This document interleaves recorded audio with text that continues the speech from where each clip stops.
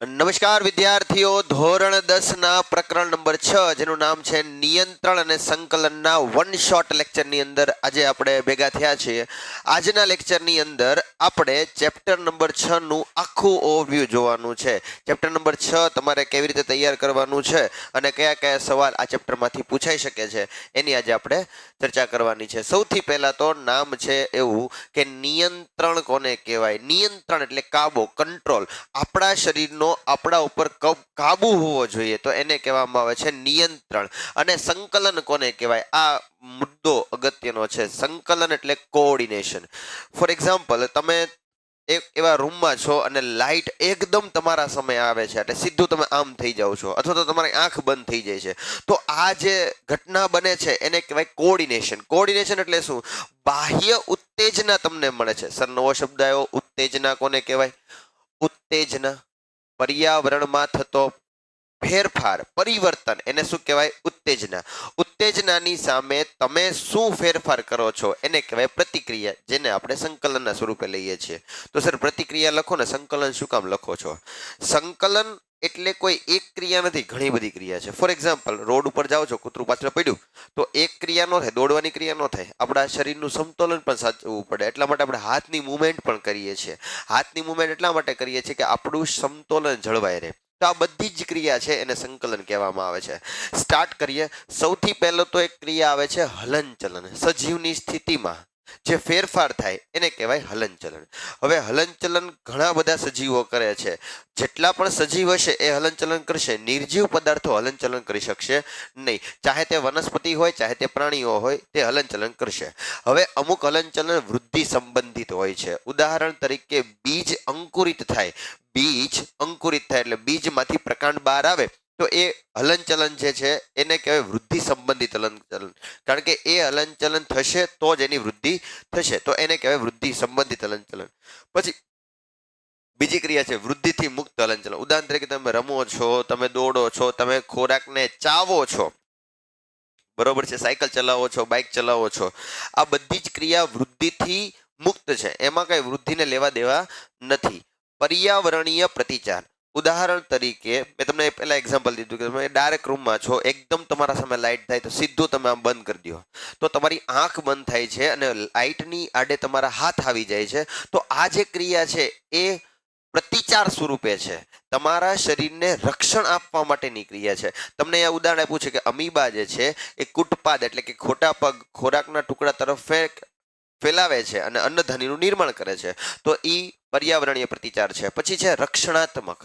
રક્ષણાત્મક હલનચલન. ઓકે, તીવ્ર પ્રકાશ સામે તમારી કીકી નાની થઈ જાય. ફોર એક્ઝામ્પલ, તમે સૂતા હોય અને એકદમ દરવાજો ખોલવામાં આવે તો તમારી આંખ ઘડીક અંજાય છે, ઘડીક કાંઈ દેખાય નહીં, થોડીક વાર પછી પાછી દેખાય. એવી જ રીતે તમે તીવ્ર પ્રકાશમાંથી ડાર્ક રૂમમાં જાઓ છો, તમને કાંઈ દેખાય નહીં, ઘડીક આમાં આંખ કરો, પછી પાછું ક્લીન દેખાય. આ પાછળનું કારણ શું છે? રક્ષણાત્મક હલનચલન. તો હલનચલન કરવું એ સજીવની એક ક્રિયા છે કે જેના વડે આપણે એમ કહી શકીએ કે આ પદાર્થ સજીવ છે, આ કેવો છે? નિર્જીવ છે. તો આટલા પ્રકારના હલનચલન થઈ શકે. ફરીથી રિપીટ કરી દઈએ. વૃદ્ધિ સંબંધિત હલનચલન, વૃદ્ધિથી મુક્ત હલનચલન, પર્યાવરણીય પ્રતિચાર માટેનું હલનચલન અને રક્ષણાત્મક માટેનું હલનચલન. તો આવા 4 હલનચલન છે. પ્રાણીઓમાં ચેતાતંત્ર. ઓકે, ટાઇટલ છે ચેતાતંત્ર. ચેતાતંત્ર એટલે શું? જેના વડે આપણા શરીરની નિયંત્રણ અને સંકલનની ક્રિયા થાય એને કહેવાય ચેતાતંત્ર. ખાલી ચેતાતંત્રથી આપણું શરીરમાં નિયંત્રણ અને સંકલન નથી આવતું. ચેતાતંત્રની સાથે એક ક્રિયા પણ હોય છે જેને આપણે અંતઃસ્ત્રાવી તંત્ર કહેવામાં આવે છે. અંતઃસ્ત્રાવી તંત્ર દ્વારા પણ આપણા શરીરમાં નિયંત્રણ અને સંકલન આવે છે. ઓકે, આપણને ખબર કેમ પડે કઈ કઈ સંવેદના ઓળખી શકીએ? આપણા શરીરની અંદર ટોટલ 5 સેન્સીસ જે કે સંવેદના એ જ ઓળખી શકીએ છીએ. કઈ કઈ 5 સંવેદના છે જે આપણા શરીરના 5 અંગો ઓળખી શકે છે, જેને સંવેદનાને કહેવાય સ્ટિમ્યુલી. કઈ કઈ છે? અહીંયા દેખાડે છે આંખ, કાન, નાક, જીભ અને ત્વચા. ત્વચામાં તમને હાથ બતાવ્યો છે. હાથ કોઈ આશીર્વાદ નથી આપતો, પણ આંગળીના ટેરવા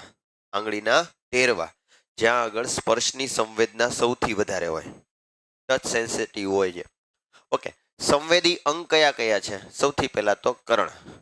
કર્ણ શેની સંવેદના ઓળખી શકે છે? ધ્વનિની. જો આપણા શરીરમાં અંતઃકરણમાં આવેલા શંખિકા ન હોય તો આપણે ધ્વનિની સંવેદના ઓળખી શકતા નથી, મતલબ સાંભળી શકીએ નહીં. બીજું છે નાક. નાક ઘ્રાણેન્દ્રિય ચેતા ધરાવે છે, જેના દ્વારા આપણે સૂંઘી શકીએ. જો નાક ન હોય તો આપણે કોઈ પણ સ્મેલ ઓળખી શકીએ નહીં, મતલબ નાકમાં ઘ્રાણ ચેતા ન આવેલા હોય તો આપણે કોઈ પણ પ્રકારની સ્મેલ સૂંઘી શકતા નથી. પછી છે જીભ. જીભની અંદર સ્વાદ ચેતા આવેલા હોય કે જેના દ્વારા આપણે જુદા જુદા ટેસ્ટ લઈ શકીએ છીએ. ઉદાહરણ તરીકે ખોરાક ખાધો છે તો ખોરાક કેવો સ્વાદ છે એ સ્વાદ ઓળખી શકીએ છીએ. ત્વચા, સ્પર્શ કરી શકીએ છીએ, કેવી સપાટી છે, લીસી છે, ખરબચડી છે, ગરમ છે, ઠંડી છે. તો આ સંવેદના જે છે એ આપણે કોના દ્વારા મેળવી શકીએ છીએ? સ્પર્શ દ્વારા મેળવી શકીએ છીએ. પછી છે આંખ. આંખ દ્વારા પ્રકાશની સંવેદના ઓળખી શકીએ છીએ. આંખ સિવાય પ્રકાશની સંવેદના ઓળખી ન શકાય. સર એવું નથી, હું આંખ બંધ કરીને બેઠું ને તો મને ખબર પડી જાય દિવસ છે કે રાત છે. તમને દિવસ ને રાત એટલા માટે ખબર પડે છે કારણ કે તમારી ઉપર સૂર્યપ્રકાશ પડે છે. સૂર્યપ્રકાશની અંદર ફક્ત પ્રકાશ ઉર્જા નથી હોતી, પ્રકાશ ઉર્જાની સાથે ઉષ્મા ઉર્જા પણ રહેલી છે. એટલા માટે તમને ખબર પડે કે પ્રકાશ છે કે નહીં. બાકી પ્રકાશની સંવેદના ઓળખવા માટે આપણી આંખ સિવાય એક પણ અંગ છે નહીં. ઓકે, તો ગ્રાહી એકમો એટલે એવા એકમો કે જેના દ્વારા આપણે સંવેદના ઓળખી શકીએ છીએ. આ કેટલા એકમો છે આપણા શરીરની અંદર? મનુષ્યની વાત કરીએ તો કેટલા છે? 5: આંખ, કાન, નાક, જીભ અને ત્વચા. ઓકે, હવે કઈ રીતે આપણે સંવેદના મેળવી શકીએ? ઉદાહરણ તરીકે આંખ છે તો આંખમાંથી ખબર કેમ પડે કે આપણે આવું કંઈક જોયું છે? આપણી આંગળી છે તો આંગળીના ટેરવા ઉપર સ્પર્શ ચેતા છે તો ખબર કેમ પડે કે આપણે આવું જ સ્પર્શ કર્યું છે? તો આ સંવેદી અંગથી મધ્યસ્થ ચેતાતંત્ર એટલે કે મગજ સુધી કંઈક સંદેશો જવો જોઈએ. એ સંદેશો કોણ લઈ જશે? એ સંદેશો લઈ જશે ચેતાપેશી. કોણ લઈ જશે? ચેતાપેશી. ચેતાપેશીનો કયો ભાગ? ચેતાકોષ, જે તમને દેખાડ્યો છે. ખરેખર આ સવાલ તમને એમ પૂછાય છે કે ઉર્મી વેગનું વહન, ઉર્મી વેગનું વહન સમજાવો. ઉર્મી વેગ એટલે શું? જે સંવેદના મેળવી છે એ સંવેદનાને શું કહેવાય? ઉર્મી વેગ. આ ઉર્મી વેગનું વહન સમજાવો. એની પહેલા આપણે ચેતાકોષ સમજી લઈએ. આવો એક કોષ હોય, આ એનું કોષ કેન્દ્ર છે, આ એનું કોષ રસ છે, અને આજુબાજુ આવી રીતના તંતુઓ બહાર હોય, જો આ રીતના શાખાઓ હોય બધી એની. આ જે છે એને કહેવાય શિખા તંતુ, અને કહેવાય શિખા તંતુ. મુખ્યત્વે 3 ભાગ હોય: શિખા તંતુ, પછી આને કહેવાય કોષકાય, અને આને કહેવાય અક્ષતંતુ. મુખ્યત્વે કેટલા ભાગ છે? 3 ચેતાકોષના. કયા કયા? શિખાતંતુ, કોષકાય ને અક્ષતંતુ. હવે આપણા પણ જેટલા પણ ગ્રાહી એકમો છે આ બધા ગ્રાહી એકમોના ટોચના ભાગે શું આવેલું હોય? શિખાતંતુ. જેવી પણ સંવેદના મેળવીએ ઈ સંવેદના શિખાતંતુ વીજ આવેગો સ્વરૂપે સંવેદના મેળવે. શિખાતંતુ શું કરશે? સંવેદના મેળવશે. ઈ સંવેદના કોને આપશે? શિખાતંતુ અંદર આવેલા કોષકાયને. કોષકાય, કાય એટલે શરીર, ચેતાકોષનું શરીર કોષકાય છે તો એને સંવેદના આપશે. કયા સ્વરૂપે? રસાયણ સ્વરૂપે. કયા સ્વરૂપે? રસાયણ સ્વરૂપે. અને એમાંથી શું ઉત્પન્ન થશે? ઉર્મી વેગ. શું ઉત્પન્ન થશે? ઉર્મી વેગ. અને આ ઉર્મી વેગ કોને આપશે? અક્ષતંતુને આપશે. અક્ષતંતુના છેડાના ભાગે શું આવેલું હશે? ચેતાંત. શું આવેલું હશે? ચેતાંત. એ ચેતાંત સુધી પહોંચાડી દેશે. આવી રીતે એક ચેતાકોષમાં વહન થાય. આ એક ચેતાકોષ પૂરો થઈ ગયો પછી બીજા ચેતાકોષ આવે, પછી ત્રીજો, ચોથો, પાંચમો, આવી રીતે ચેતાકોષ જે છે લાઈનમાં આવતા. તો તમને આપ્યું છે શિખાતંતુ શું કહેવાય? ડેન્ડ્રાઇટ્સ. બાહ્ય ઉત્તેજનાની માહિતી મેળવે છે અને રાસાયણિક ક્રિયા દ્વારા ઉર્મી વેગ ઉત્પન્ન કરે છે. નંબર 2 બીજું શું છે? કોષકાય. શિખાતંતુ પ્રાપ્ત થયેલા ઉર્મી વેગને ચેતાક્ષ, ચેતાક્ષ એટલે અંતના ભાગ ઉપર પહોંચાડવાનો ટ્રાય કરે છે. કોષ કેન્દ્ર અને કોષ દ્રવ્ય પણ તે ધરાવે છે. ત્રીજો ભાગ છે ચેતાક્ષ, એક્સોન એટલે કે અક્ષતંતુ જેને આપણે કહીએ છીએ. અક્ષતંતુ બરોબર, એ લાંબો ભાગ છે, ઉર્મી વેગના ચેતાંત સુધી પહોંચાડે છે. અને મેયોલિન આવરણ. સર મેયોલિન આવરણ એટલે શું? મજ્જાપડ. મેયોલિન આવરણ એટલે શું? મજ્જાપડ. મેયોલિન આવરણ આપણે ગુજરાતીમાં લખવાનું કે મજ્જાપડ, એમ ગુજરાતીમાં લખવાનું મજ્જાપડ. મજ્જા પડે. એક વસ્તુ યાદ રાખજો, શિખાતંતુ લાંબા તંતુ નથી હોતા, શિખાતંતુ ટૂંકા તંતુ હોય પણ શાખિત હોય, જ્યારે અક્ષતંતુ એક જ હોય જે અશાખિત હોય. અક્ષતંતુ એક હોય, અશાખિત હોય, લાંબો તંતુ હોય, એની ઉપર મજ્જા પડાવેલું હોય. એ તમને આગળ કીધું છે. ઓકે. અને ચેતાંત, ચેતાના અંત ભાગને શું કહેવાય? ચેતાંત. ત્યાં સુધી ઉર્મિ વેગ આવે છે, ઉર્મિ વેગની આગળ ઊભું રહી જાય છે. સર એવું શા માટે? એવું શા માટે? સમજો. ઉદાહરણ તરીકે આપણે એક વાત કરીએ, અહીંયા ધ્યાન રાખો કે આ એક ચેતાકોષ છે, સમજો આવી રીતે છે. આ બીજો ચેતાકોષ છે, આવી રીતે. આ ત્રીજો ચેતાકોષ છે, સમજો. અહીંયા ધ્યાન રાખજો. અહીંયા આગળ કોઈ સંવેદી અંગ છે, અહીંયા આગળ શું છે? એક સંવેદી અંગ છે. આ સંવેદી અંગ સંવેદના મેળવે છે. એ સંવેદના કોને આપશે? શિખાતંતુને. આ શિખાતંતુ આ સંવેદનાનું શેમાં રૂપાંતર કરે છે? ઉર્મિ વેગમાં રૂપાંતર કરે છે. શેમાં રૂપાંતર કરે છે? ઉર્મિ વેગમાં. આ ઉર્મિ વેગ કોને મળે છે? કોષકાયને. ઈ કોષકાય રસાયણ દ્વારા ઈ ઉર્મિ વેગને વધારશે. ઈ ઉર્મિ વેગ ક્યાં જશે? અક્ષતંતુમાં. અક્ષતંતુ સુધી ક્યાં પહોંચી જશે? ચેતાંત સુધી. હવે ત્યાં ઉભો રહી જશે. કારણ કે પેલા ચેતાકોષના ચેતાંત અને બીજા ચેતાકોષના શિખાતંતુ વચ્ચે સૂક્ષ્મ અવકાશ હોય છે. વચ્ચે સૂક્ષ્મ અવકાશ. અવકાશ એટલે જગ્યા. આ જગ્યાને શું કહેવાય? શું કહેવાય? ચેતોપાગમ. શું કહેવાય? ચેતોપાગમ. આ જે ચેતોપાગમ છે એ ચેતોપાગમમાંથી કેવી રીતે આગળ સંદેશો મળતો છે? કારણ કે આમ કન્ટિન્યુઅસ મળે તો જ મગજ સુધી સંદેશો પહોંચવો જોઈએ.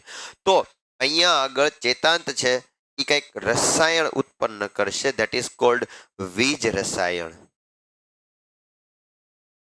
શું ઉત્પન્ન કરશે? વીજ રસાયણ. કયા સ્વરૂપમાં? કણાભ સૂત્રના સ્વરૂપ. કયા સ્વરૂપમાં? કણાભ સૂત્રના સ્વરૂપમાં. અને ઈ કોને આપશે? શિખાતંતુને આપશે. કોને આપશે? શિખાતંતુને. પાછું ન્યા આગળ પાછું નવું ઉર્મિ વેગ ઉત્પન્ન થશે.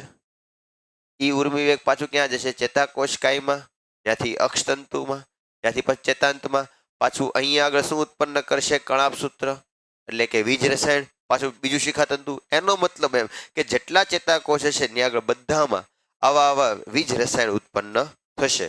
છતાં આ એટલી ઝડપી પ્રક્રિયા છે કે તમે વિચારજો બેટા કે તમારો હાથ આમ ફરતો એટલે ઓન ધ સ્પોટ તમને ખબર પડતી હોય કે ત્યાં આગળ શું ચાલી રહ્યું છે. બરાબર છે? બહુ ધીમી પ્રક્રિયા નથી, બહુ ઝડપી પ્રક્રિયા છે આ. ઓકે. હવે આગળ જોઈએ. ચેતાકોષ વચ્ચેનું જોડાણ. આપણે કીધું ને કે ભાઈ વચ્ચે જગ્યા હોય એને શું કહેવાય? ચેતોપાગમ. તો ચેતોપાગમ જો તમને આકૃતિમાં આગળ ડિટેલથી સમજાવ્યું છે કે આ છે ચેતાંત. એક ચેતાંત વાળો ભાગ છે. બરોબર છે? આ જે બધા ક્રિસ્ટલ દેખાડ્યા છે, ક્રિસ્ટલ નથી, એ શું છે? એ બધા છે કણાભ સૂત્ર. અને અહીંયા આગળ જે મળે છે એ શું છે? અહીંયા આગળ આ છે શિખાતંતુ. આપણે જે વાત કરીને સૂક્ષ્મ અવકાશ એટલે આ જગ્યા, જો આવડી આ જગ્યા વચ્ચેની આ જે જગ્યા છે ને આને કહેવાય ચેતોપાગમ. ચેતોપાગમમાં તમને પૂછે ચેતોપાગમમાં સંવેદનાનું વહન કોના દ્વારા થાય છે? કણાભ સૂત્ર દ્વારા. એટલે કે જેને કહેવામાં આવે છે વીજ રસાયણ, એના દ્વારા વહન થાય છે. હવે આગળ જોઈએ. ખૂબ અગત્યનો ભાગ. આપણા શરીરમાં એવી કઈ ક્રિયા છે જે અનૈચ્છિક છે? એટલે હવે આપણે ટાઇટલ પડે છે પરાવર્તી ક્રિયા તરફ જઈએ છીએ કે આપણા શરીરમાં આપમેળે બનતી ઘટનાઓ. એમાંની એક પ્રક્રિયા છે અનૈચ્છિક ક્રિયા. એવી ક્રિયા જે આપણી ઈચ્છા શક્તિ વગર થાય. આપણા શરીરમાં બનતી ઘટનાઓ કે જેમાં આપણી ઈચ્છા શક્તિ ન હોય છતાં થવા મળે તો એને કહેવામાં આવે છે અનૈચ્છિક ક્રિયા. અનૈચ્છિક ક્રિયામાં કોણ ભાગ લે છે? તો અનૈચ્છિક ક્રિયામાં મધ્ય મગજ, પશ્વ મગજ અને સાથે સાથે કરોડરજ્જુ ભાગ લે છે. કોણ કોણ ભાગ લે છે? મધ્ય મગજ, અગ્ર મગજને યાદ રાખજો. મધ્ય મગજ, પશ્વ મગજ અને કરોડરજ્જુ ભાગ લે છે. ઓકે. કઈ કઈ ક્રિયા છે? તો મુખમાંથી લાળ રસનું સ્ત્રાવ જળવાની. હવે આકૃતિની જોવાની બહુ. ખોરાક, આપણે જે ભાવતો ખોરાક હોય વિચારીએ, સુગંધ આવે એટલે તરત મુખમાં પાણી આવી જાય.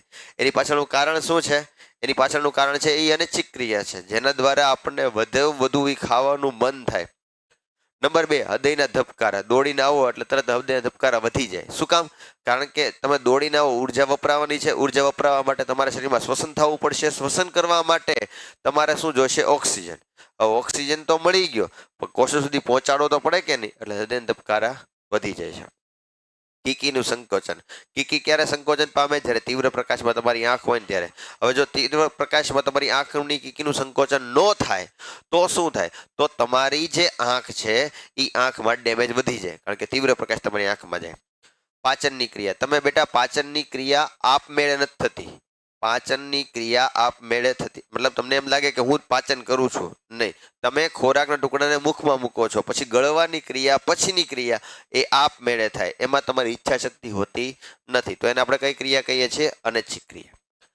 એમાંની આ ક્રિયા છે એ મોસ્ટ આઈએમપી સવાલ છે. અનૈચ્છિક ક્રિયા યાદ રાખજો.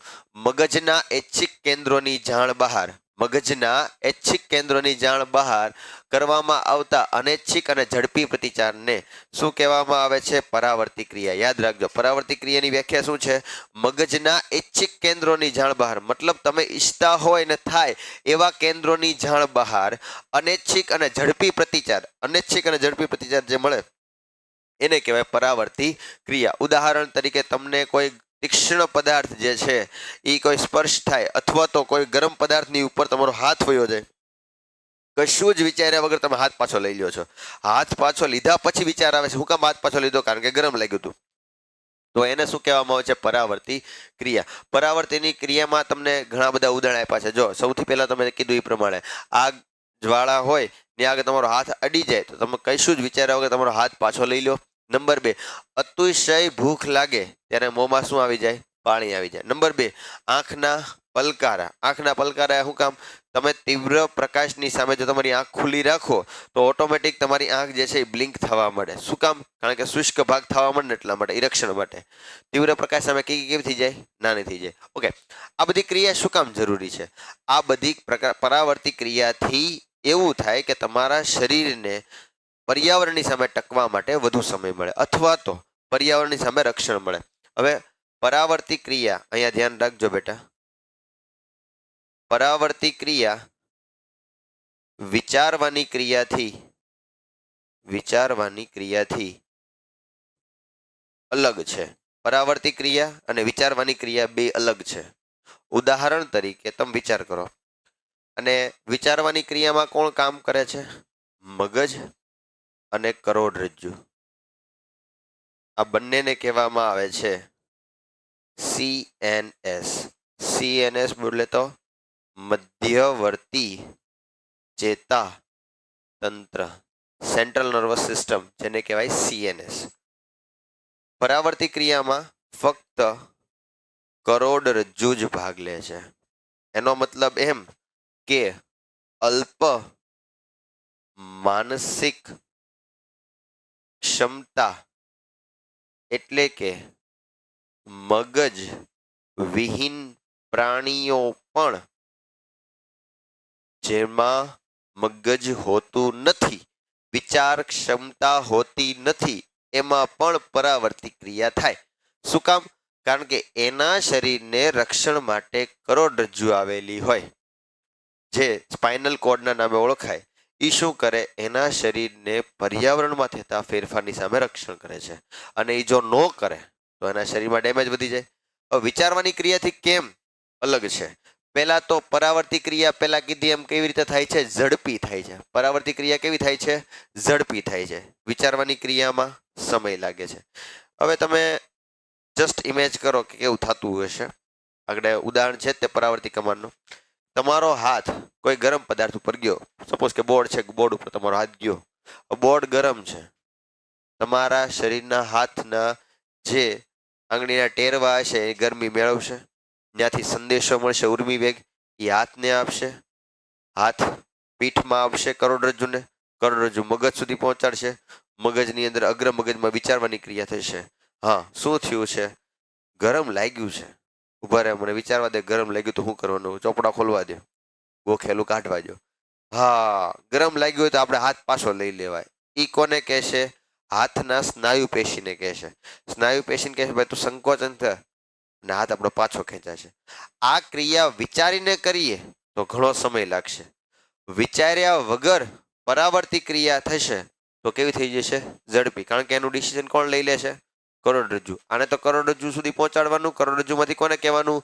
મગજને. અને મગજમાંથી પાછું કરોડરજ્જુમાંથી પાછું સ્નાયુ પેશીને કહેવાનું. તો ત્યાં આગળ નુકસાની વધારે થઈ જાય. તો આ સવાલ તમને પૂછાઈ શકે કે વિચારવાની ક્રિયા ધીમી છે, શા માટે? ઓકે, બીજો સવાલ, મોસ્ટ આઈએમપી સવાલ નંબર 2. મોસ્ટ આઈએમપી સવાલ number 2 in 3 marks question section C. Section C માં ખૂબ અગત્યનો સવાલ, પરાવર્તી કમાન આકૃતિ દોરી સમજાવો. તો પહેલા તો પરાવર્તી કમાનની વ્યાખ્યા દઈ દેવાની. શું દઈ દેવાની? પરાવર્તી કમાનની વ્યાખ્યા. અને કદાચ જો તમને યાદ હોય ને તો ટેક્સ્ટ બુકમાં ઓલું તપેલી અડતું હોય ને એવો હાથ આપણે બતાવ્યો છે, બરોબર? એ આકૃતિ દોરવાની. ઓકે, પરાવર્તી કમાન કહેવાય કોને? તો સાંભળજો, સંવેદી ચેતા, યાદ રાખજો, સંવેદી ચેતા અને ચાલક ચેતાના, સંવેદી ચેતા અને ચાલક ચેતાના કરોડરજ્જુ સહિતના જોડાણને, કરોડરજ્જુ સહિતના જોડાણને શું કહેવાય? પરાવર્તી કમાન. ફરીથી સિમ્પલ વ્યાખ્યા યાદ રાખવાની, સંવેદી ચેતા અને ચાલક ચેતા. સર સંવેદી ચેતા એટલે શું? યાદ રાખજો, સંવેદી અંગથી, સંવેદી અંગથી સીએનએસ સુધી જે માહિતી પહોંચાડે ને એને કહેવાય સંવેદી ચેતા. અને સીએનએસ થી પ્રતિચારક અંગ. સર આ બધા અઘરા અઘરા શબ્દો કેમ બોલો છો? પ્રતિચારક અંગ સુધી પહોંચાડે એને કહેવાય ચાલક ચેતા. સંવેદી, જેમાંથી સંવેદના મળે છે, જેમાંથી આપણે કંઈક વિચારવાનું છે, જેમાંથી કંઈક બાહ્ય પર્યાવરણમાં ફેરફાર થયો આપણને ખબર પડવી જોઈએ, એને કહેવાય સંવેદી. અને એની સામે આપણે શું કરશું એને કહેવાય ચાલક. ચાલકનું બીજું નામ છે પ્રેરક. ઓકે, મને ગરમ લાગ્યું તો ગરમીની જે મને માહિતી મળી એ કઈ માહિતી છે? સંવેદી માહિતી છે. મેં હાથ પાછો લેવાનું ડિસિઝન લીધું, એ જે ડિસિઝન છે એ ચાલક કે પ્રેરક માહિતી છે.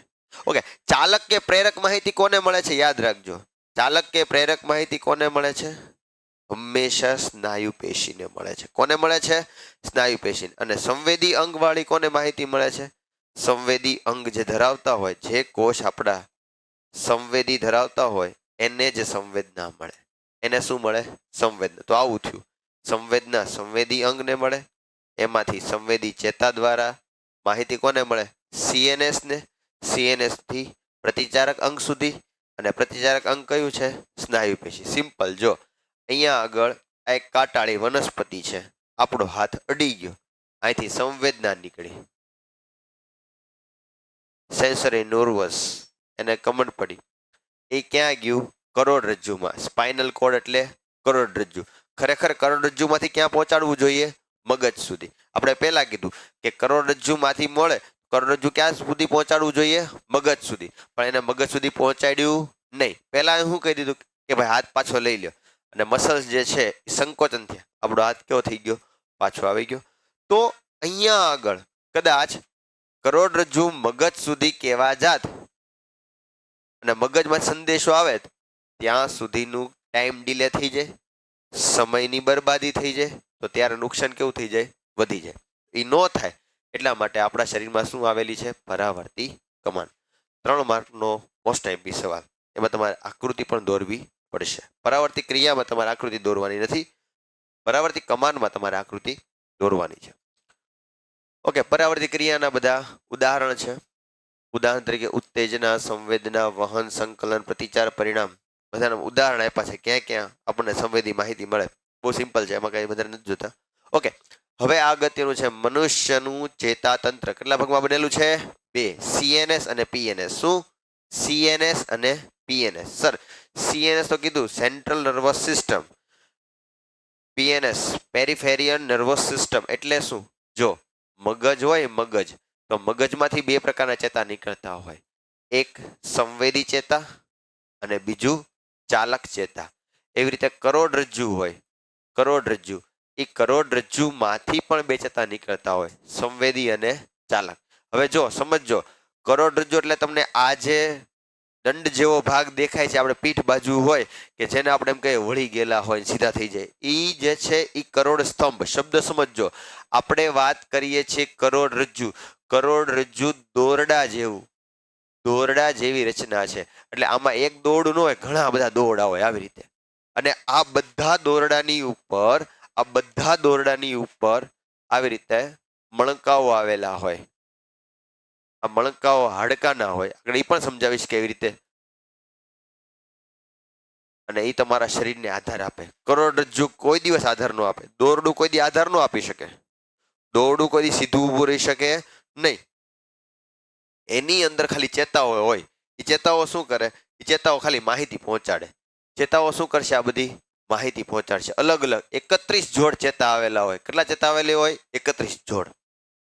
ટેક્સ્ટબુકમાં નથી લખ્યું, આપણે નહીં યાદ રાખવાનું. તો કરોડરજ્જુમાંથી બે પ્રકારના ચેતા નીકળતા હોય. કયા કયા? એક તો સંવેદી અને બીજું ચાલક. તો આ જે ચેતાઓ છે ને, આને કહેવાય પીએનએસ. એને શું કહેવાય? પીએનએસ, પરિઘવર્તી ચેતાતંત્ર.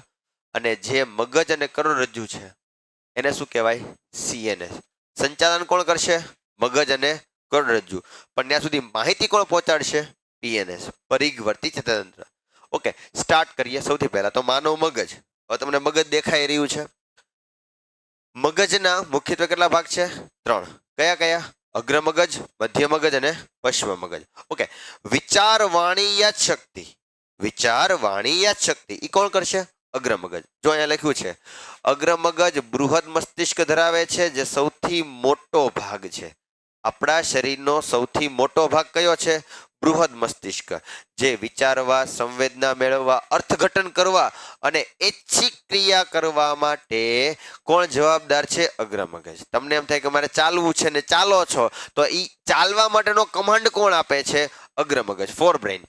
પછી છે મધ્ય મગજ, મિડ બ્રેઇન. એ ચતુષ્કાય હોય છે ને શ્રવણ અને દ્રષ્ટિની પરાવર્તી ક્રિયાનું કેન્દ્ર છે. સમજજો, અહીંયા આગળ તમને એવું આવશે. જો અહીંયા આગળ અનૈચ્છિક ક્રિયા છે, સમતોલન ક્રિયા છે. દ્રષ્ટિ અને શ્રવણ. દ્રષ્ટિ એટલે જોવાની ક્રિયા, શ્રવણ એટલે સાંભળવાની ક્રિયા. આ શ્રવણ અને દ્રષ્ટિની સંવેદના માટેની પરાવર્તી ક્રિયાના કેન્દ્ર. સાંભળજો, બહુ તફાવત છે પરાવર્તી ક્રિયા અને વિચારવાની ક્રિયા. ઉદાહરણ તરીકે બોમ્બનો અવાજ આવ્યો અને સીધું આપણે આમ જોયું, તો આ કઈ ક્રિયા થઈ? પરાવર્તી ક્રિયા. સાંભળો તો છોકરાઓ, કંઈક અવાજ આવે છે તો તમે ધ્યાનથી સાંભળશો, તો એ કઈ ક્રિયા થઈ? વિચારવાની ક્રિયા થઈ. તમે ધ્યાનથી સાંભળ્યું તો કોણ કામ કરે છે? અગ્ર મગજ. પણ ઓન ધ સ્પોટ સાંભળીને ડિસિઝન લીધું, કોણ કામ કરે છે? મધ્ય મગજ. આટલો ફરક છે. બેમાં સાંભળવાની ક્રિયા તો થાય જ છે. પછી છે પશ્ચિમ મગજ. ખૂબ અગત્યનું મગજ. આપણે જેને કહીએ છીએ નાનું મગજ, અહીંયા છોટા મગજ આતા હૈ, વહાં પે નહીં માનના હોતા હૈ, વરના ઇન્સાન ગુજર જાતા હૈ. તો આ જે પાછળનું છે એ પશ્ચિમ મગજ. એ પશ્ચિમ મગજ જે છે ને એ આપણા શરીરનું સમતોલન જાળવી શકે અને અનૈચ્છિક ક્રિયા, આપણે હૃદય ધબકાને બધું એનાથી નિયંત્રણ થતું હોય. જો આપ્યું છે સૌથી પહેલા તો અગ્ર મગજ. અગ્ર મગજને જ કહેવાય ફોર બ્રેઇન. બૃહદ મસ્તિષ્ક, મોટા મોટો વિચારવાનો ભાગ આવેલો હોય. શ્રવણ, ઘ્રાણ, દ્રષ્ટિ પામે માટેના વિશિષ્ટ ચેતા આવેલા હોય. એટલે શું? જો આ મગજ સમજી લો. હવે મગજમાં અહીંથી કરોડરજ્જુમાંથી સંવેદના આવી. સંવેદના આવી તો અહીંયા આગળ અગ્ર મગજના આ જે ભાગ છે આખો, આ જે આખો ભાગ છે તમને દેખાઈ રહ્યો છે, એ બૃહદ મસ્તિષ્ક હશે. આ બાજુ ને આ બાજુ, બે બાજુ બૃહદ મસ્તિષ્ક. હવે અહીંયા આગળ વિચારવાની ક્રિયા થતી હશે. સ્પર્શ, ગંધ અને તાપમાનની વાત અહીંયા થતી હશે. દ્રષ્ટિ માટેની વાત, જોવા માટેની વાત જે છે ને અહીંયા થતી હશે. અને આની બહારની બાજુ એક ભાગ હશે, આની બહાર આમ અહીંયા આગળ, તો ત્યાં આગળ શ્રવણની વાત થતી હશે.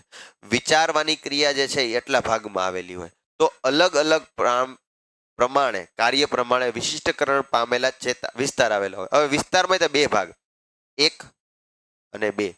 આ એક ભાગ કયો છે? સંવેદી વિસ્તાર છે. કયો ભાગ છે? સંવેદી વિસ્તાર. અને બીજો ભાગ કયો છે? ચાલક વિસ્તાર. સર, ચાલક વિસ્તાર અને સંવેદી વિસ્તાર એટલે શું? સંવેદી વિસ્તાર આગળ માહિતી આવે છે, ચાલક વિસ્તાર આગળથી માહિતી જશે કે ભાઈ શું કરવાનું છે. ફરીથી કહું છું, સંવેદી વિસ્તાર આગળથી માહિતી આવે છે. જો અહીંયા ધ્યાન રાખજો, સંવેદી વિસ્તાર આગળથી માહિતી આવે છે, પછી અર્થઘટન થાય કે ભાઈ શું કરવું છે, એનાલિસિસ થાય. અને ચાલક માહિતી જે છે એ ચાલક કેન્દ્ર આગળથી નીકળે છે, સંવેદી વિસ્તાર આગળથી માહિતી આવે છે. સપોઝ તમે ભૂલથી ગરમ ગરમ દૂધ પી લીધું ને જીભ બળી ગઈ, મગજમાં સ્ટોર થઈ ગયું કે સફેદ કલરનું પ્રવાહી હોય, ધુમાડા જેવું કંઈક નીકળતું હોય, અથવા તો સફેદ રંગનું પ્રવાહી હોય, એ પીએ નુકસાન થાય.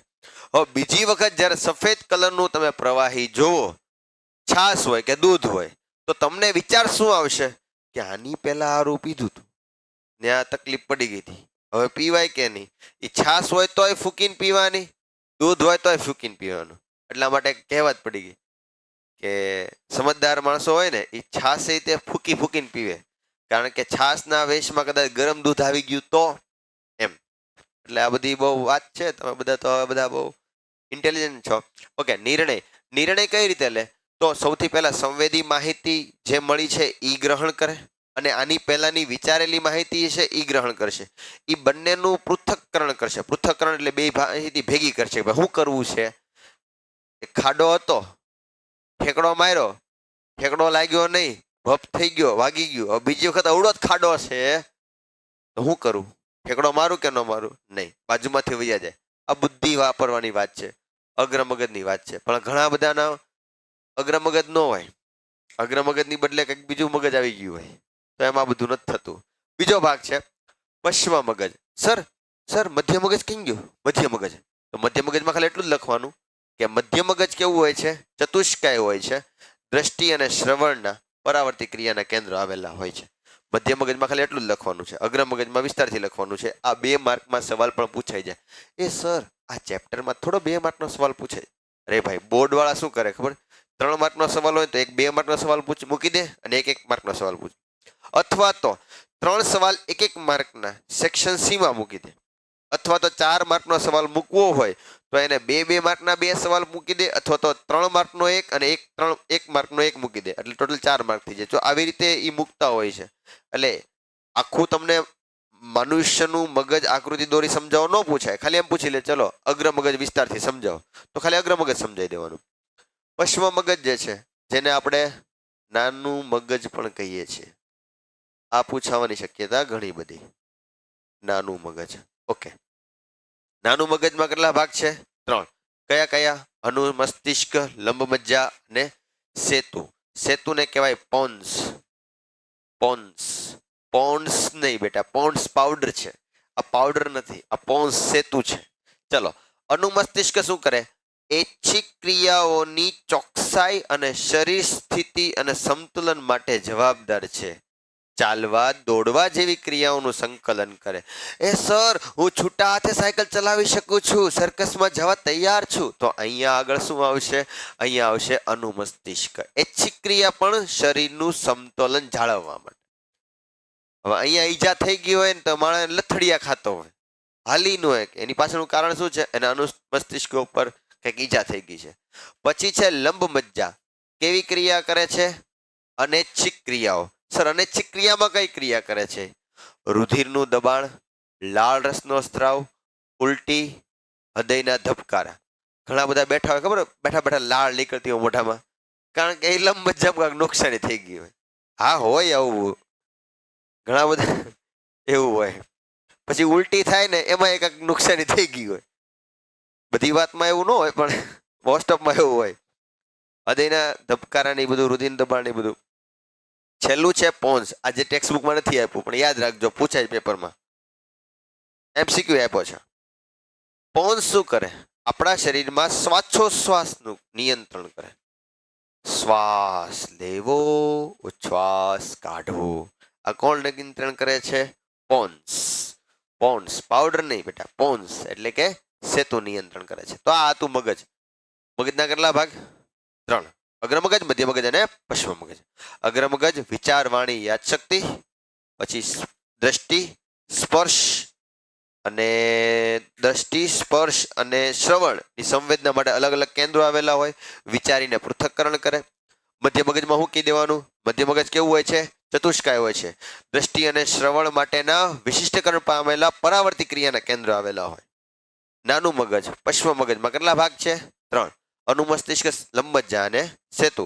અનુમસ્તિષ્ક ઐચ્છિક ક્રિયા પણ કેવી? શરીરના સમતોલન માટેની ક્રિયા. ઓકે, લંબમજ્જા કેવી? અનૈચ્છિક ક્રિયા, જેવી કે લાળ રસનો સ્ત્રાવ થયું, રુધિરનું દબાણ, ઉલટી અને હૃદયના ધબકારા. પછી પોન્સ. પોન્સમાં શું કહી દેવાનું? શ્વાસોશ્વાસની ક્રિયાનું નિયંત્રણ કરે છે. ઓકે, હવે તમને બે ભાગ દેખાઈ રહ્યા છે. આખું સ્કલ દેખાડ્યું છે, ખોપરી આવું જો અંદર. હા, ઓકે. હવે આપણે જોઈએ એનું રક્ષણ કેવી રીતે થાય.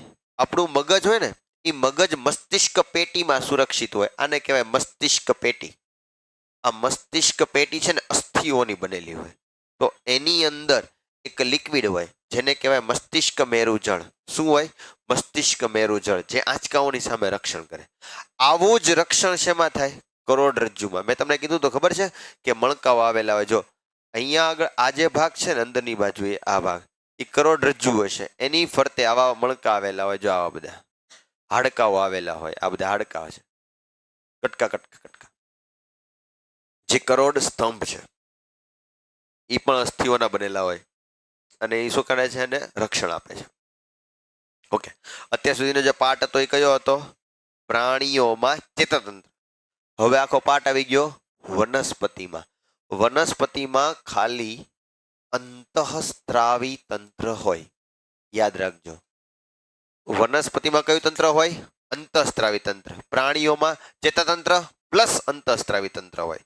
પ્રાણીઓમાં ચેતાતંત્ર પ્લસ અંતઃસ્ત્રાવી તંત્ર હોય. વનસ્પતિમાં ફક્ત અંતઃસ્ત્રાવી તંત્ર હોય છે. બે પ્રકારના તમને હલનચલન આપ્યા છે.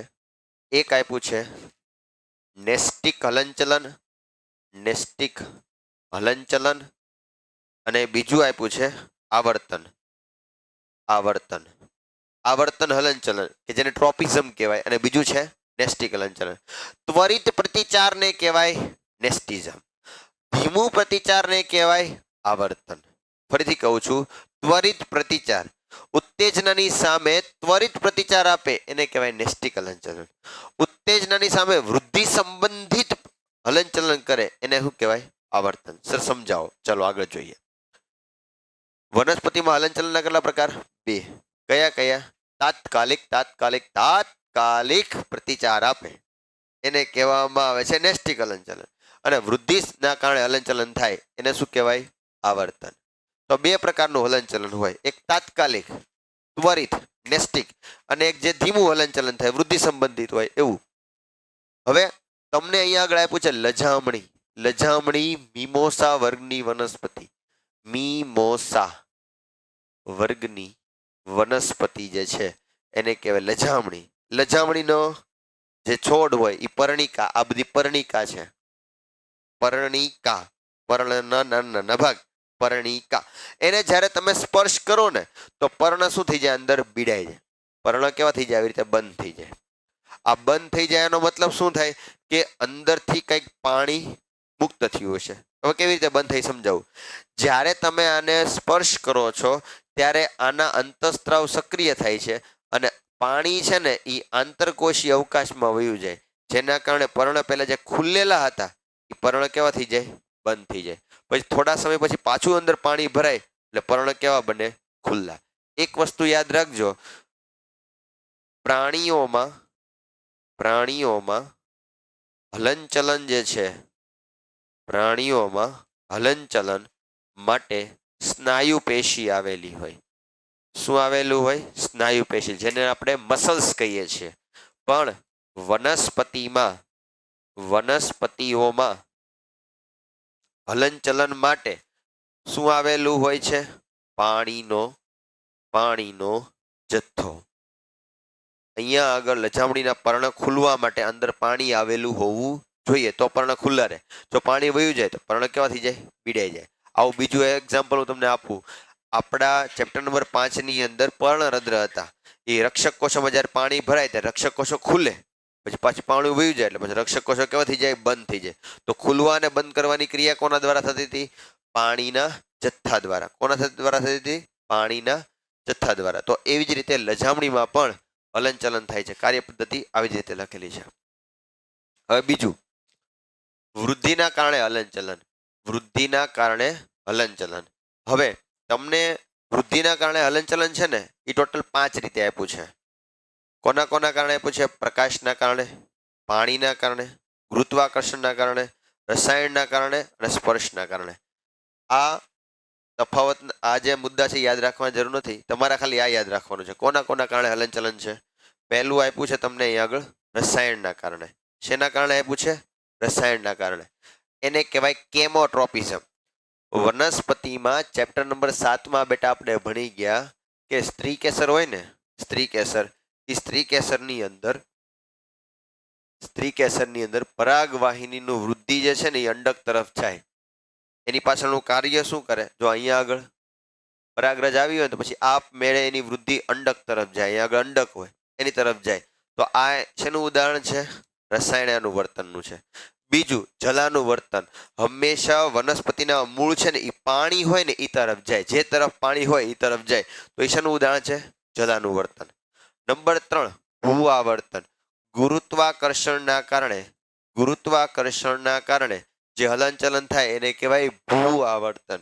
ભૂઆવર્તનમાં કેવું થાય કે પ્રકાંડ છે ને, પ્રકાંડ એ હંમેશા, પ્રકાંડ જે છે ને એ હંમેશા ગુરુત્વાકર્ષણની વિરુદ્ધ દિશામાં જાય અને મૂળ હંમેશા ગુરુત્વાકર્ષણની દિશામાં જાય. તો અહીંયા આગળ આવર્તનમાં 2 પ્રકારનું છે.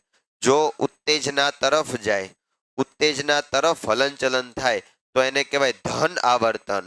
અને ઉત્તેજનાની વિરુદ્ધ દિશામાં જાય, ઉત્તેજનાની વિરુદ્ધ દિશામાં જાય તો એને કહેવામાં આવે છે ઋણ આવર્તન. યાદ રાખજો.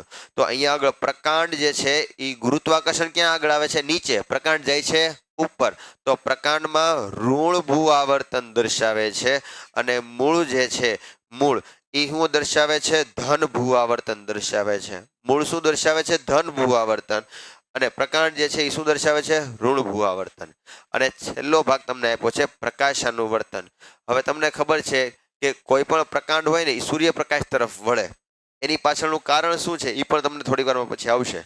ટૂંકમાં પ્રકાંડ સૂર્યપ્રકાશ તરફ વળે તો એને કહેવામાં આવે છે પ્રકાશાનું વર્તન. પણ અહીંયા ધ્યાન રાખજો, પ્રકાંડ છે ને, પ્રકાંડ એ પ્રકાંડ ધન પ્રકાશાનું વર્તન દર્શાવે છે, મૂળ ઋણ પ્રકાશાનું વર્તન દર્શાવે છે. એટલે જે તરફથી, ઉદાહરણ તરીકે આ બાજુથી સૂર્યપ્રકાશ આવતો હોય તો પ્રકાંડ તો એ તરફ જશે, પરંતુ મૂળ એની વિરુદ્ધ દિશામાં જવાના છે. તો મૂળ ઋણ પ્રકાશાનું વર્તન દર્શાવે છે, જ્યારે ધન પ્રકાશાનું વર્તન કોણ દર્શાવે છે? પ્રકાંડ. એ જ વસ્તુ અહીંયા ઉલટી થઈ જશે. ભૂઆવર્તન માટેની વાત કરીએ તો પ્રકાંડ ઋણ ભૂઆવર્તન દર્શાવે છે, પ્રકાંડ ધન પ્રકાશાનું વર્તન દર્શાવે છે. મૂળની વાત કરીએ તો મૂળ ધન ભૂઆવર્તન દર્શાવે છે, મૂળ ઋણ પ્રકાશાનું વર્તન દર્શાવે છે. ઓકે, હવે વનસ્પતિના અંતઃસ્ત્રાવની વાત કરીએ છીએ. વનસ્પતિમાં 2 પ્રકારના અંતઃસ્ત્રાવ હોય, એક વૃદ્ધિ પ્રેરક અને બીજા વૃદ્ધિ અવરોધક. વૃદ્ધિ પ્રેરક અંતઃસ્ત્રાવ જે વૃદ્ધિ કરશે, કયા કયા? ઓક્સિન, ઝિબ્રેલિન ને સાઇટોકાઇનિન. કયા કયા? Auxin, ઝિબ્રેલિન, cytokinin. વૃદ્ધિ અવરોધક અંતઃસ્ત્રાવ કયા કયા છે? એબ્સિસિક એસિડ અને ઇથિલિન. કયા કયા? એબ્સિસિક એસિડ અને ઇથિલિન. કેવી રીતે? તો જો અહીંયા તમને એક ઉદાહરણ આપ્યું છે ઓક્સિનનું. શેનું ઉદાહરણ આપ્યું છે? ઓક્સિનનું. તમે જો અહીંયા આગળ તમને દેખાય સૂર્યપ્રકાશ જેવું કંઈક દેખાય. જો મતલબ આ બધું સૂર્યપ્રકાશ છે તો આ પ્રકાંડ છે ને એ તરફ વળે છે. હવે કેવી રીતે થતું હશે તો સાંભળજો. આનું જે પ્રકાંડ છે એ આવી રીતે હશે, આમ.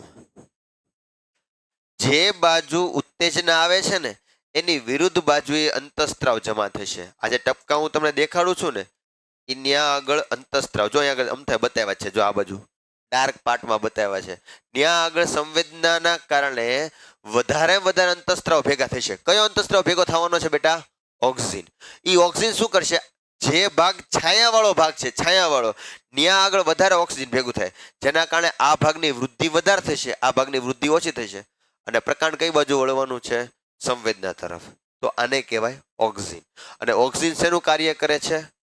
પ્રકાશાનું વર્તનનું કાર્ય કરે છે. શેનું કાર્ય કરે છે? પ્રકાશાનું વર્તન.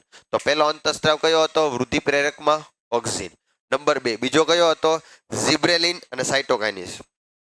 હવે ઝિબ્રેલિન શું કરશે? એ પ્રકાંડની વૃદ્ધિ કરશે, લંબાઈ, અંકુરણ, ફૂલ, પાંદડાઓનો વિકાસ કરવા માટે મદદ કરશે. કયું? ઝિબ્રેલિન. તમને એમ પૂછાય, સાંભળજો, છોડની વૃદ્ધિ લંબાઈમાં કોણ કરે? ઝિબ્રેલિન. સર ઓક્સિન નો કરે. ઓક્સિન ખાલી શું કરશે? પ્રકાશાનુવર્તન. જે બાજુ સૂર્યપ્રકાશ છે એ બાજુ પ્રકાંડને વાળશે, પણ લંબાઈમાં વૃદ્ધિ કોણ કરવાનું કામ કરશે? ઝિબ્રેલિન. તો સર સાયટોકાઇનિન શું કરશે? સાયટોકાઇનિન કરશે કોષ વિભાજન. તમને બધાને ખબર છે આંબા ઉપર કેરી આવે ને પેલા ખાકટી આવે, અવડિયમથી કેરી થાય, પણ ધીમે ધીમે એના કદમાં વધારો થાય. તો એ જે કદમાં વધારો છે એ કોષ વિભાજન કરાવવાનું છે, એ કોણ કરાવશે? સાયટોકાઇનિન્સ. અને છેલ્લો જે ભાગ છે એબ્સિસિક એસિડ, જે વૃદ્ધિ અવરોધક છે. શું છે? વૃદ્ધિ અવરોધક. જેના કારણે શું કરશે? પર્ણને કરમાઈને નીચે પાડવાનું કામ, અથવા તો બીજના અંકુરણને અવરોધે. સર બીજના અંકુરણને કોઈ દી એવું થયું કે આંબાના ઝાડ ઉપર ટીંગાયેલી કેરીમાંથી મૂળિયા બહાર નીકળ્યા હોય? ફરીથી કહું છું, કેરીમાંથી મૂળિયા આપમેળે બહાર નીકળે નહીં. એ કોણ નીકળવા ન દે? એબ્સિસિક એસિડ. કે જ્યાં સુધી પ્રકાંડ ફળની અંદર છે, મતલબ ફળની અંદર બીજ હોય ત્યાં સુધી એનું અંકુરણ થવું જોઈએ નહીં. એનું કોણ ધ્યાન રાખે? એબ્સિસિક એસિડ. તો ફરીથી કેટલા અંતઃસ્ત્રાવ છે? અંતઃસ્ત્રાવ કેટલા પ્રકારના છે? 2. વૃદ્ધિ પ્રેરક, વૃદ્ધિ અવરોધક. વૃદ્ધિ પ્રેરકમાં કયા કયા આવશે? ઓક્સિન, ઝિબ્રેલિન, સાયટોકાઇનિન. ઓક્સિન શું કરશે? પ્રકાશાનુવર્તન કરશે. ઝિબ્રેલિન શું કરશે? લંબાઈમાં વૃદ્ધિ કરશે, અંકુરણ કરશે, ફૂલ અને પાંદડાઓનો વિકાસ પણ કરશે. ઓકે. સાયટોકાઇનિન શું કરશે? કોષ વિભાજન કરશે. જ્યાં આગળ બીજની અંદર અથવા તો ફળની વૃદ્ધિ કરવાની છે ત્યાં આગળ કોણ કાર્ય કરશે? સાયટોકાઇનિન્સ. ઓકે. એબ્સિસિક એસિડ શું કરશે? પહેલા તો એ વૃદ્ધિ અવરોધક અંતઃસ્ત્રાવ છે, એ પર્ણને ખેરી પાડવાનું કાર્ય કરે છે અને બીજના અંકુરણને અવરોધવાનું કાર્ય કરે છે. હવે આ સવાલ મોસ્ટ એમપી, આપણા શરીરના પ્રાણી અંતઃસ્ત્રાવના લક્ષણો. Most MP question, most MP question. પ્રાણી શરીરના અંતઃસ્ત્રાવોના લક્ષણો. કેટલા લક્ષણો તમને દેખાઈ રહ્યા છે? 5. કેટલા અંતઃસ્ત્રાવના લક્ષણો છે? 5. પહેલું લક્ષણ, તે ચોક્કસ રાસાયણિક સંયોજનો છે. ચોક્કસ રાસાયણિક સંયોજનો જ્યાં આગળથી સર્જન પામતા હોય એની સિવાય એકે સ્થાનેથી સર્જન ન પામે. બીજું, તે રાસાયણિક સંદેશાવાહકો છે. ફરીથી, તે ચોક્કસ રાસાયણિક સંયોજનો છે, તે રાસાયણિક સંદેશાવાહકો છે, તે લક્ષ્ય પેશી કોષો કે અંગો ઉપર અસર દર્શાવે છે, તે સીધા શેમાં ભળી જાય છે? રુધિરમાં. અને છેલ્લું, અલ્પ માત્રામાં સ્ત્રવે છે. 5 મુદ્દા છે. તમારે 5 મુદ્દા આપણા શરીરના અંતઃસ્ત્રાવોને યાદ રાખવાના છે. અંતઃસ્ત્રાવોની તમને લાક્ષણિકતા પૂછાય તો કેટલા મુદ્દા લખવાના છે? 5. પહેલું, તે ચોક્કસ રાસાયણિક સંયોજનો છે, તે સંદેશાવાહકો છે, લક્ષ્ય પેશી કે કોષો ઉપર અસર દર્શાવે છે, સીધા રુધિરમાં ભળી જાય છે, અને છેલ્લું, અલ્પ માત્રામાં સ્ત્રવે છે. અલ્પ માત્રામાં મતલબ બહુ એની ક્વોન્ટિટી ઓછી હોય પણ એની અસર બહુ જ વધારે હોય. હવે તમને જે ફોટોગ્રાફ દેખાઈ રહ્યો છે એ ફોટોગ્રાફની અંદર અલગ અલગ આપણા શરીરની અંતઃસ્ત્રાવી ગ્રંથિઓ દર્શાવેલી છે. એમાંથી આપણે ભણવાની છે સૌથી પહેલા તો પિટ્યુટરી ગ્રંથિ, ગળામાં આવેલી થાઇરોઇડ ગ્રંથિ, પછી ભણવાની છે એડ્રિનલ ગ્રંથિ, પછી પેન્ક્રિયસ એટલે કે સ્વાદુપિંડ ગ્રંથિ, પછી ટેસ્ટિસ એટલે કે શુક્રપિંડ ગ્રંથિ, ઓવરીસ એટલે કે અંડપિંડ ગ્રંથિ. આટલી ગ્રંથિઓ ભણવાની છે અને એના કાર્યો યાદ રાખવાના છે. ઓકે, એક પછી એક કાર્ય ઉપર જઈએ છે. સૌથી પહેલા આપણે કઈ ભણવાની છે? પિટ્યુટરી ગ્રંથિ. અંતઃસ્ત્રાવ સ્થાન યાદ રાખજો. ક્યાં આગળ આવેલું હોય? અગ્રમગજમાં. શું ઉત્પન્ન થાય એમાંથી? વૃદ્ધિ અંતઃસ્ત્રાવ. બોલે તો GH, ગ્રોથ હોર્મોન્સ. કાર્ય શું કરે? આપણી વૃદ્ધિ કરશે. ફરીથી, પહેલી અંતઃસ્ત્રાવી ગ્રંથિ કઈ છે? પિટ્યુટરી ગ્રંથિ.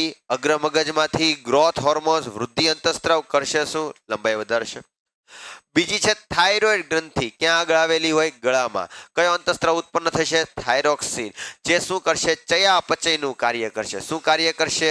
ચયાપચય. પહેલું પિટ્યુટરી ગ્રંથિ, અગ્રમગજમાં, વૃદ્ધિ અંતઃસ્ત્રાવ, ગ્રોથ હોર્મોન્સ, લંબાઈ વધારે. બીજું, ગળામાં આવેલી થાઇરોઇડ ગ્રંથિ, થાઇરોક્સિન અંતઃસ્ત્રાવ, જે કાર્બોદિત, પ્રોટીન, ચરબીનું શું કરશે? ચયાપચય કરશે. નંબર 3, સ્વાદુપિંડ ગ્રંથિ. સ્વાદુપિંડ ગ્રંથિ ક્યાં આગળ આવેલી હોય? જઠરની તરત જ નીચે આવેલી હોય. કયો અંતઃસ્ત્રાવ ઉત્પન્ન થાય? ઇન્સ્યુલિન, જે આપણા શરીરમાં શર્કરાનું પ્રમાણ જાળવી રાખે. શર્કરા વધી ન જાય એનું ધ્યાન રાખે. ચોથી અંતસ્ત્રાવી ગ્રંથિ એડ્રિનલ ગ્રંથિ, કટોકટી સમયની ગ્રંથિ, મૂત્રપિંડની ઉપરની બાજુએ આવેલી હોય. ક્યાં આગળ આવેલી હોય? મૂત્રપિંડની ઉપર. એનીમાંથી બે અંતસ્ત્રાવ, પહેલું એડ્રિનાલિન તો લખ્યા છે, એની સાથે સાથે નોન એડ્રિનાલિન અંતસ્ત્રાવ પણ ઉત્પન્ન થાય. એડ્રિનાલિન અને નોન એડ્રિનાલિન. અને એમાં તમારે નોન એડ્રિનાલિનના કાંઈ કાર્ય નથી આપ્યા, તમને એડ્રિનાલિન કીધું છે. આપણા શરીરમાં લડવા કે ભાગવાની સ્થિતિ જ્યારે પણ થાય ત્યારે આપણા શરીરને સમતોલન આપે છે, તૈયાર કરે છે. કૂતરું પાછળ પડ્યું હોય તો કહેવાનું ન હોય કે ભાગવાનું જ હોય, એમ સ્નાયુઓનું મજબૂત કરવાનું ન હોય, એવું દોડવા જ બળવાનું હોય. તો એ કોણ કાર્ય કરે છે? એડ્રિનલ ગ્રંથિ. પછી આવશે શુક્રપિંડ ગ્રંથિ. શુક્રપિંડ ગ્રંથિ ક્યાં આગળ આવશે? છોકરાઓમાં વૃષણ કોથળીમાં. એમાંથી કયો અંતસ્ત્રાવ ઉત્પન્ન થશે? ટેસ્ટોસ્ટેરોન. એનું કાર્ય શું છે? નરમાં ગોળજાંતીય લક્ષણો લાવવાનું અને શુક્રકોષોનું ઉત્પન્ન કરવાનું. છેલ્લી અંતસ્ત્રાવી ગ્રંથિ છે અંડપિંડ ગ્રંથિ. અંડપિંડ ગ્રંથિ ક્યાં આગળ આવેલી હોય? ઉદર પ્રદેશમાં, છોકરીમાં ઉદર પ્રદેશમાં. એમાંથી બે અંતસ્ત્રાવ ઉત્પન્ન થાય, ઇસ્ટ્રોજન અને પ્રોજેસ્ટેરોન. એનું કાર્ય શું છે? ગોળ જાતીય માદામાં ગોળ જાતીય લક્ષણો લાવવાના અને અંડકોષોને પરિપક્વ કરવાનું. યાદ રાખજો, અંડકોષો પરિપક્વ થાય, શુક્રકોષો ઉત્પન્ન થાય. એની પછી જોઈએ કે જો અંતસ્ત્રાવમાં ફેરફાર થાય તો શું થાય, જેને કે અંતસ્ત્રાવોની અનિશ્ચિતતા. આમાંથી એક માર્કના સવાલ પણ તમને પૂછાય છે. ઉદાહરણ તરીકે, જો ગ્રોથ હોર્મોન્સ બહુ વધી ગયો, ગ્રોથ હોર્મોન્સ બહુ વધી ગયો તો શું થાય? વિરાટ કાયતા. જો જીએચ વધી જાય, જીએચ વધી જાય તો વિરાટ કાયતા આવે, મતલબ બહુ વધારે લાંબો થઈ જાય. અને ગ્રોથ હોર્મોન્સ ઘટી જાય તો શું થઈ જાય? વામનતા. એવી રીતે ગળાની અંદર થાઇરોઇડ ગ્રંથિ હોય એને પૂરતા પ્રમાણમાં જો આયોડિન ન મળે તો આ ગોઈટર રોગને થાય. જો અહીંયા ગોઈટર રોગમાં શું થાય? ગળું ઉપસી જાય, ફૂલી જાય. જે એક વખત થઈ જાય પછી કાંઈ નુકસાન, મતલબ એને મટાડી શકાય નહીં. પછી છે મધુપ્રમેય.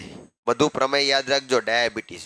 ડાયાબિટીસ એટલે શું? જેના સ્વાદુપિંડમાંથી ઇન્સ્યુલિનનો સ્ત્રાવ ન થાય એને શું કહેવાય? મધુપ્રમેય. તમને પૂછાય કે ડાયાબિટીસના દર્દીઓ ઇન્સ્યુલિનના ઇન્જેક્શન શા માટે લે છે? તો ડાયાબિટીસ એટલે શું? જેના શરીરમાં સ્વાદુપિંડમાંથી સ્વાદુરસનો સ્ત્રાવ ન થતો હોય, એના શરીરના ધબકારા વધી જાય, શ્વાસ ચડી જાય, હાફ ચડવા મળે. એટલા માટે, કારણ કે એના શરીરમાં ગ્લુકોઝનું પ્રમાણ વધી ગયું છે. હવે આ ગ્લુકોઝનું પ્રમાણ જાળવી રાખવા માટે એને ઇન્સ્યુલિનની આવશ્યકતા છે. એટલા માટે બહારથી આપણે શું આપવું પડે છે? ઇન્સ્યુલિન આપવું પડે છે. ઓકે, હવે એડ્રિનલ ગ્રંથિ કટોકટી સમયે શું કરે છે? હવે તમને આનું ઉદાહરણ આપ્યું છે ખિસકોલીનું, અથવા તમે બિલાડીનું પણ ઉદાહરણ લઈ શકો કે બિલાડી જ્યારે કટોકટી સમયમાં હોય ત્યારે એની પૂંછડી સીધી થઈ જાય છે. અથવા તમે ગરોળીનું ઉદાહરણ પણ લઈ શકો. ગરોળી જ્યારે કટોકટીના સમયમાં હોય ત્યારે પૂંછડી કાપી નાખે છે. તો તમને ઉદાહરણ આપ્યા છે અહીંયા આગળ કે ખિસકોલી કટોકટીના સમયમાં જ્યારે હોય ત્યારે કયા કયા ફેરફાર કરે છે. હવે મનુષ્યની વાત કરીએ તો મનુષ્યમાં શું શું થાય? હૃદયના ધબકારા વધી જાય, શ્વાસનો દર વધી જાય, રુધિરનું પરિવહન વધી જાય અને શરીર જે છે એ ભાગવા માટે તૈયાર થઈ જાય, કાં તો લડવા માટે તૈયાર થઈ જાય, કાં તો ભાગવા માટે, કાં તો લડી જાઓ, કાં તો ભાગી જાઓ.